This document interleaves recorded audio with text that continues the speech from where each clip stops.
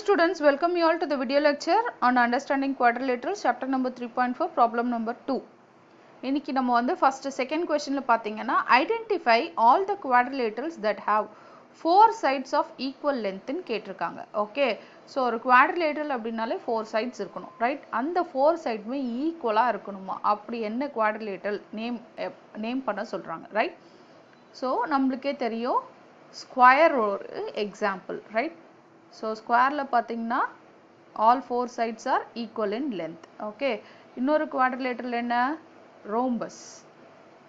Okay, so ரோம்பஸ்லேயும் நம்மளுக்கு வந்து all 4 sides are equal in length. Okay, so அப்போ ஃபர்ஸ்ட் கொஸ்டினுக்கு ஆன்சர் என்ன?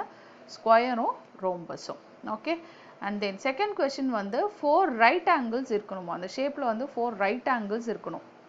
அகெயின் நம்ம வந்து ஸ்கொயரையே எக்ஸாம்பிள் எடுத்துக்கலாம். 4 ரைட் ஆங்கிள்ஸ் அப்படின்னா என்னது? 90 டிகிரி.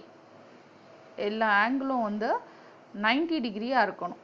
ஓகே, ஸோ கண்டிப்பாக அதுக்கு எக்ஸாம்பிள் வந்து ஸ்கொயர். இன்னொரு எக்ஸாம்பிள் என்ன? ரெக்டாங்கிள்லேயும் நம்மளுக்கு வந்து 4 ஆங்கிள்ஸுமே வந்து ரைட் ஆங்கிளாக இருக்கும், அதாவது 90 டிகிரியாக இருக்கும். ஓகே, ஸோ அப்போ ஆப்ஷன் பிக்கு வந்து ஆன்சர் வந்து ஸ்கொயர் அண்ட் ரெக்டாங்கிள், ஆப்ஷன் ஏக்கு வந்து square and rhombus. Okay, thank you, thanks for வாட்சிங்.